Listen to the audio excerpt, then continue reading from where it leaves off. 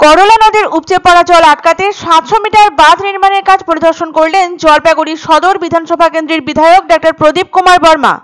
জলপাইগুড়ি পৌরসভায় 25 নম্বর ওয়ার্ডের পরেশ মিত্র কলোনি সহ বিস্তীর্ণ এলাকা প্রতি বছর বর্ষার সময় ফুলে ফেপে ওঠায় করলা নদীর জল উপচে ঢুকে পড়ায় দুর্বিষহ হয়ে পড়ে এলাকার মানুষের স্বাভাবিক জনজীবন। দীর্ঘ সময় ধরে এই বাঁধের দাবিতে আন্দোলন করে আসছিলেন এলাকাবাসী।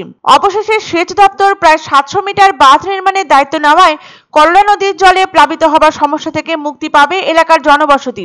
এই প্রসঙ্গে জলপাইগুড়ি সদর বিধানসভা কেন্দ্রের বিধায়ক ডক্টর প্রদীপ কুমার বর্মা জানান, দীর্ঘ কয়েক বছর ধরে করলা নদীর জলে প্লাবিত হয়ে যেত এই অঞ্চল। সেচ দপ্তর বাঁধ নির্মাণের কাজ শুরু করায় এবার থেকে সমস্যা মিটবে। জলপাইগুড়ি জেলার শহর সংলগ্ন শিকারপুর অরণ্যের মরিঙ্গাছড়া নামক জায়গা থেকে করলার উৎপত্তি। নদীটির দৈর্ঘ্য মাত্র 45 কিলোমিটার। জঙ্গলের ছায়া বুকে মেখে করলা হয়ে উঠেছে আরো কৃষ্ণকায়া। বনাঞ্চল গ্রামগঞ্জকে অতিক্রম করে জল শহরের বুকের উপর দিয়ে প্রবাহিত হয়ে অবশেষে করলা তিস্তা নদীতে মিলিত হয়েছে। জনশ্রুতি আছে যে কলকল শব্দে নদীর জল প্রবাহিত হওয়ার জন্যই তার নাম হয়েছে করলা। প্রত্যেক বছরই সমতলে প্রবল বৃষ্টি হওয়ার পাশাপাশি পাহাড় থেকে হুড়মুড়িয়ে নামা জলে বন্যা পরিস্থিতির সৃষ্টি হয় জলপাইগুড়ি জেলা জুড়ে। করলা নদীর জল ঢুকে পড়ে সর্বত্র। জলমগ্ন হয়ে পড়ে জলপাইগুড়ি জেলার বিভিন্ন এলাকা। শহরের 1 ও 25 নম্বর ওয়ার্ডের নিচ মাঠ ও পরেশ মিত্র কলোনি এলাকার বিস্তীর্ণ এলাকা চলে যায় জলের তলায়। বন্যা পরিস্থিতি তৈরি হওয়ায় কমিউনিটি হল, স্থানীয় স্কুল, ক্লাবঘর এমনকি রাস্তায় এসে আশ্রয় নেন 3 শতাধিক পরিবারের 1000-এরও বেশি মানুষ। অনেক বছর ধরেই বাঁধের দাবিতে সরব হয়েছিলেন এলাকার বাসিন্দারা। শেষ পর্যন্ত প্রায় 700 মিটার বাঁধ নির্মাণের দায়িত্ব নিল সেচ দপ্তর।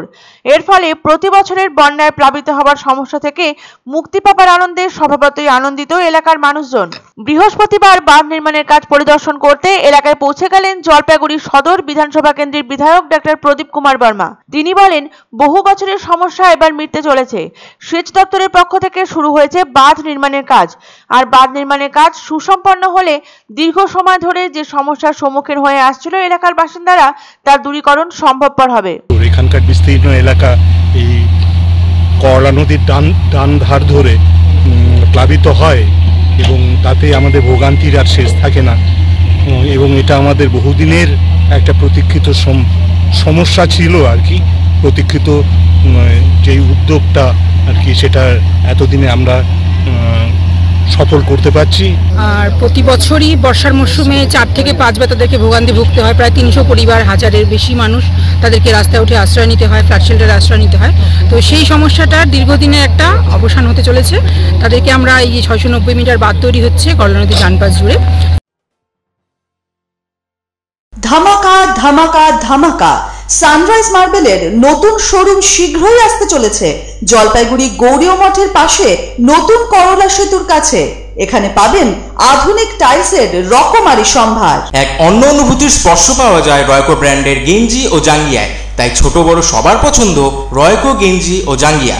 প্রস্তুতকারক জয়মনি হোশিয়ারি, কলকাতা। আনন্দ সংবাদ, আনন্দ সংবাদ। 30 বছরের নির্ভরযোগ্য প্রতিষ্ঠান ইন্দ্রমণি রাইস মিল। আমাদের কয়েকটি জনপ্রিয় ব্র্যান্ড হলো তাজ, বরলি, খুশি ইত্যাদি।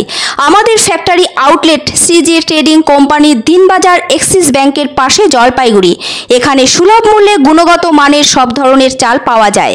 Phone number 9547029475। পছন্দসই সেরা খাবার খেতে হলে সোজা চলে আসুন রুচিসম্মত আধুনিক মানের রেস্টুরেন্ট রাজদরবারে। কেননা এখানেই আপনারা পাবেন ভোজনের রাজকীয় অনুভূতি। শুধু পুজোর সময়ই নয়, সারা বছরই রকমারি খাবার সরবরাহ করাই এই রেস্টুরেন্টের আভিজাত্য। আমাদের ঠিকানা রাজদরবার, রাহুতবাড়ি, বাবুপাড়া, জলপাইগুড়ি।